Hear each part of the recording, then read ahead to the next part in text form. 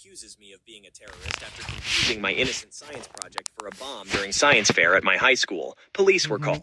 Here's what happened. So, I'm a I know how the story 16-year-old high goes. school student, I'm not gonna and I've spoil always it. had a passion for science. Ever since I was a kid, I was fascinated by the way things worked and how I could use my knowledge to create something new and exciting. So, when the annual science fair came around this year, I was more than ready to showcase my latest creation, a robot. I had been working on the robot for months. Man. I'm so proud of what I had accomplished. It was a basic robot that could move around and take pictures. It could be controlled through a basic phone app. I had spent countless hours programming the robot, making sure it was able to move and respond to different commands. So, on the day of the science fair, I was more than ready to show off my robot. I set it up on my table, and I was ready to answer any questions that the judges or other students might have. I was confident that my project was going to do well, and I was hoping to win first place. But my hopes were slowly shattered when a casual teacher, who was one of the judges, approached my table. She was a woman in her 50s and had a noticeable stern expression. She introduced herself, who we'll call Karen, and she didn't look too pleased to see me. "Excuse me, young man, but what is that?" the woman asked. I turned around to see her standing there and answered, "It's a robot," thinking it was just an innocent question of curiosity. "A robot?" she said, sounding skeptical. "What kind of robot is it?" "It's a robot that can move and respond to its environment," I said, trying to keep my voice calm. "I built it from scratch, and I'm really proud of it."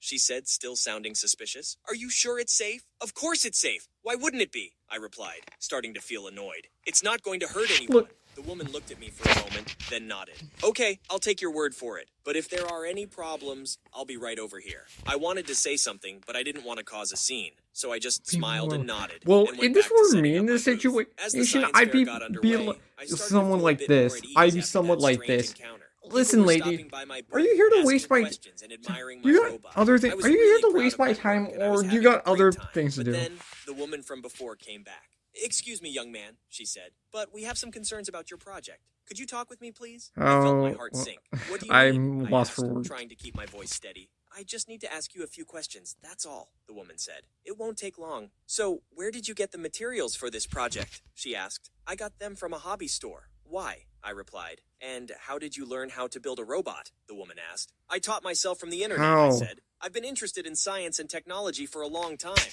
But as I spoke, Karen's expression grew increasingly skeptical. She asked me a few more questions, but she seemed more interested wonder in where where would I you was get the from and what supplies my to find a- religion was. I was taken aback by her sudden shift in focus, but I tried to stay polite and answer her questions. "I'm Muslim," I said, hoping to steer the conversation back to my project. "But why are you asking?" She ignored me and started to ask me more and more questions about my religion, How and she started to make would you comments know about it's a how threat? suspicious my robot looked. I started to feel like she was implying that I was a threat because of my background, and I was starting to feel really, really uncomfortable. "Excuse me," I said, trying to keep my voice steady. "But what does my religion have to do with my science project? I don't understand why you're asking me all these questions." Karen just looked at me with a tight-lipped smile. "I'm just trying to make sure that your project is safe," she said, in a tone that was anything but reassuring. Oh, really? "You think this is a bomb, don't you?" "I don't know what it is," she said, starting to sound panicked. "But I have to take every precaution. You need to tell me what it is." I tried to explain that it You was literally just a just did. robot, but the woman wasn't listening.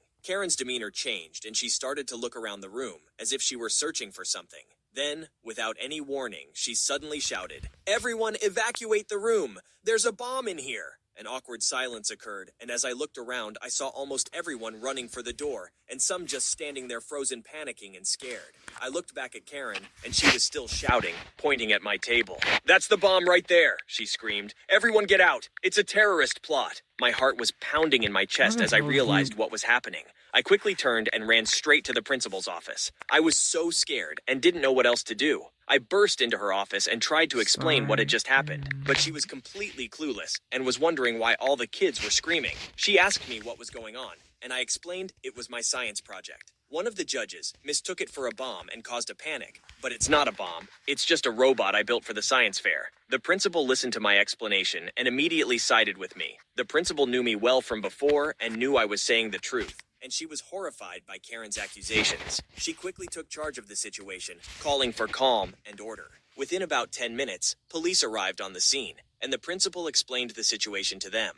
The police were skeptical at first, but they decided to investigate the supposed bomb threat just to make sure it wasn't a valid one. I remember the moment when the police officers entered the room where my project was on display. I was so nervous, but I tried to remain calm and explain to them what had happened. I showed them my robot, and I explained that it was just a simple robot for science. The police officers were very thorough in their investigation, but they soon realized that Karen's accusations were baseless. They found no evidence of any threat, and they quickly cleared the scene. I was so relieved when they told me that I was free to go and that my project was safe. It turned out a couple of students had called the police after hearing Karen's accusations. After the police cleared the scene, the principal called me and Karen into her office to discuss what had just happened. The principal told Karen how serious her actions were and how they affected me and the school community. But Karen didn't seem sorry at all. She said that she was just following protocol and that she had to take all threats seriously. The principal wasn't having it, though. She saw Karen's actions as a clear case of racial profiling and decided to let her go as a teacher at the school. News of Karen's firing spread quickly through the school,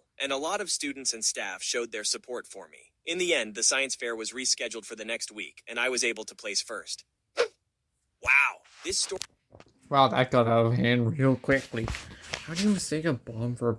How do you mistake a science fair project for a bomb? That just feels... Well, that's on like a whole nother level of wrong. Wrong.